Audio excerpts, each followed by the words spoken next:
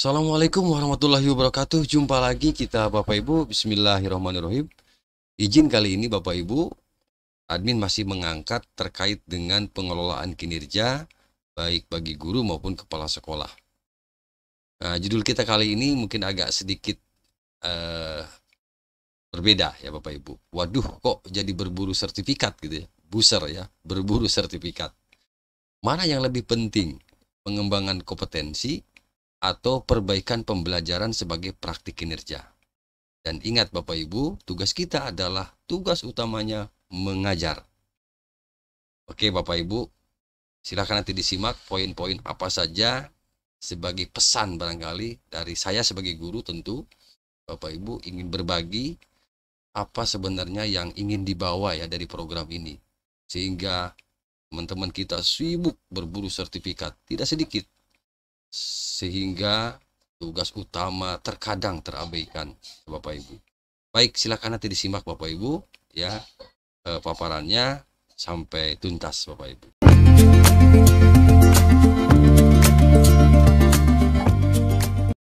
Poin yang pertama Bapak Ibu. Jadi pada dasarnya semua yang terkait pengelolaan kinerja itu penting. Tetapi ada yang lebih penting, yaitu aspek utamanya. Apa itu aspek utamanya Bapak Ibu dari pengelolaan kinerja ini? Berupa praktek pembelajaran dan perilaku kerja. Dibanding kita pada bukti dukung membutuhkan bukti dukung pengembangan kompetensi. Jadi lebih baik fokus pada unsur utama, perbaikan pembelajaran sebagai praktik kinerja. Silakan mau setuju, silakan Bapak Ibu dengan pernyataan saya ini. Kalaupun tidak ya tidak apa-apa. Jadi menurut saya Bapak Ibu ini lebih utama adalah bagaimana kita praktek kinerjanya di kelas gitu Bapak Ibu. Dibanding kita berburu sertifikat. Yang pertama. Yang kedua, unsur utama dari pengelolaan kinerja itu bagaimana perbaikan pembelajaran dapat dilakukan. Unsur utamanya. Yang terjadi adalah guru kepala sekolah dibuat sibuk dan pusing ngurusin pengembangan kompetensi. Lebih baik kita fokus pada bagaimana indikator unsur utama yang dipilih itu akan ditindaklanjuti. Untuk itu perlu kerjasama antara guru dengan kepala sekolah menentukan indikator mana yang akan digunakan, yang akan dipakai, tentu dengan rekomendasi dari rapor pendidikan.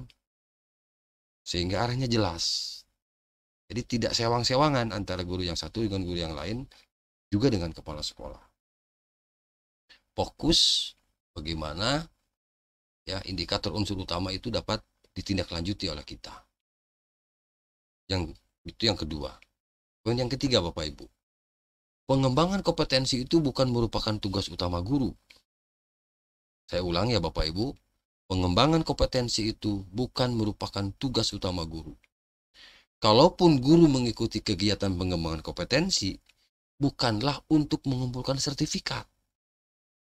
Ya, buat apa kita ngumpul-ngumpulin sertifikat gitu Bapak Ibu. Tetapi endingnya nanti tidak menghasilkan sesuatu yang bisa meningkatkan proses pembelajaran kita di kelas. Jadi sekali lagi, pengembangan kompetensi bukanlah untuk mengumpulkan sertifikat, melainkan meningkatkan kemampuan agar tugas ngajarnya lebih baik. Nah, untuk pengembangan kompetensi kita hanya butuh 32 poin. Itu sudah cukup Bapak Ibu. Jadi menurut saya rileks saja. Tidak usah dipusingkan begitu. Ya, silahkan. Bapak Ibu mau setuju mau tidak dengan pernyataan ini, boleh. Tapi membangun ya Bapak Ibu, masukannya, kritikan. Oke, kita lanjut poin berikutnya. Nah, tujuan yang ingin dicapai, saya kutip ini dari laman resmi dari kementerian. Tujuan yang ingin dicapai dari pengelolaan kinerja adalah mendukung guru dan kepala sekolah melakukan peningkatan kinerja dengan lebih fokus pada satu indikator kinerja yang dipilih pada setiap siklusnya. Nah, adapun detail siklus peningkatan kinerja adalah sebagai berikut. Yang pertama, tentu diskusi persiapan untuk merumuskan fokus perilaku upaya mempelajari dan menentukan jadwal observasi kinerja. Tentu bersama-sama di dalam komunitas belajar tadi, ya, di satuan pendidikan atau di sekolah Bapak Ibu, antara kepala sekolah dengan guru yang merumuskan satu perilaku atau fokus kepada perilaku, kemudian mempelajarinya dan menentukan jadwal observasi kinerja. Yang kedua, ini bisa dilakukan mungkin di awal bulan Februari lah, gitu ya Bapak Ibu. Lalu observasi, di awal-awal Januari, ya. Kemudian observasi kinerja. Nah, ini yang dimulai nanti di bulan Februari ya, bulan depan.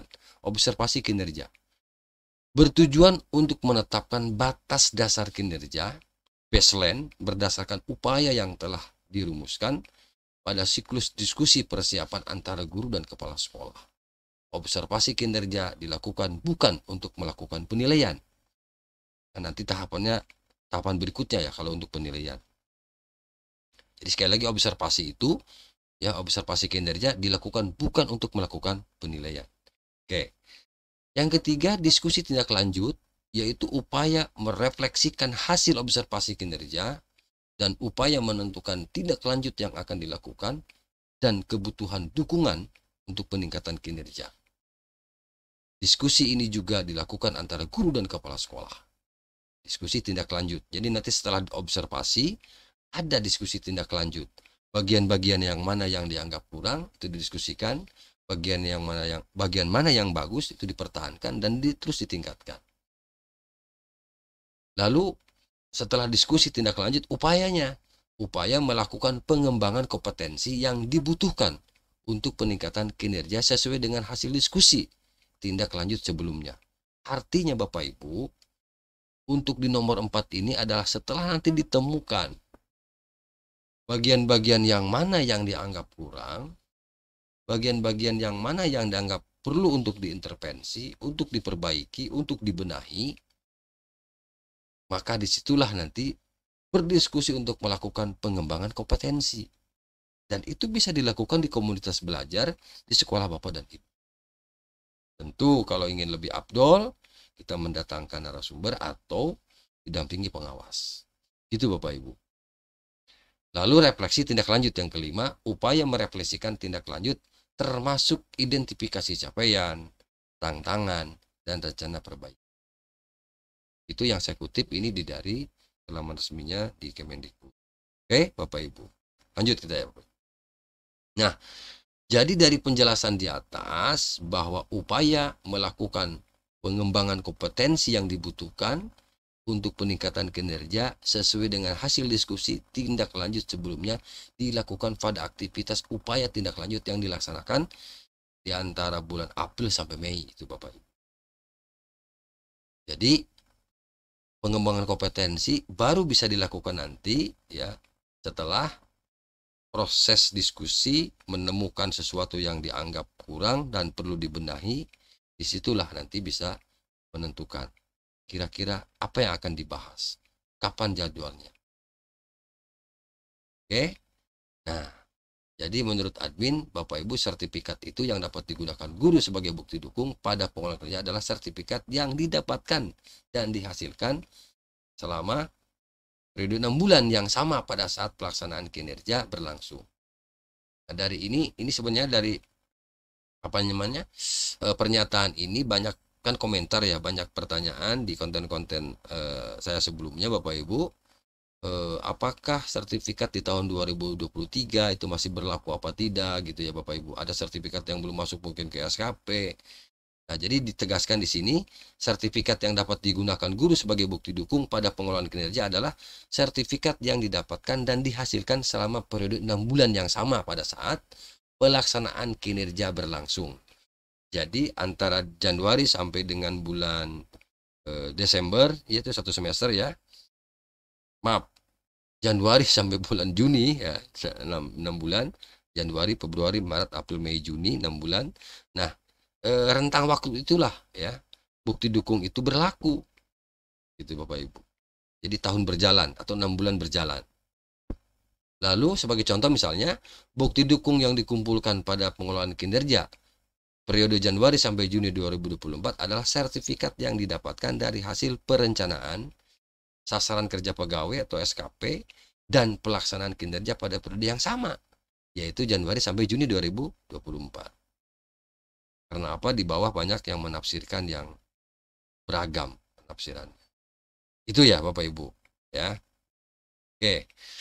Jadi kalau aku simpulkan Bapak Ibu, kalau saya simpulkan, jadi kesan yang admin tangkap, guru sibuk mengejar sertifikat, terkadang tugas pokoknya yaitu mengajar jadi terabaikan. Kalau ini masif Bapak Ibu dilakukan, apa nggak bahaya tah? Nah, ya. Nah, jadi sekarang tidak usah bingung, lakukan saja apa yang bisa dilakukan. Nawaitu kita bismillah. Ya, yang menilai kita, Bapak Ibu guru, adalah kepala sekolah. Dan saya yakin kepala sekolah tidak akan berani ini memberikan nilai yang asal-asalan gitu. Tetapi disesuaikan dengan kinerja Bapak dan Ibu di sekolah. Saya yakin, ya, kepala sekolah akan bijak dalam menentukan itu. Itu Bapak Ibu. Oke.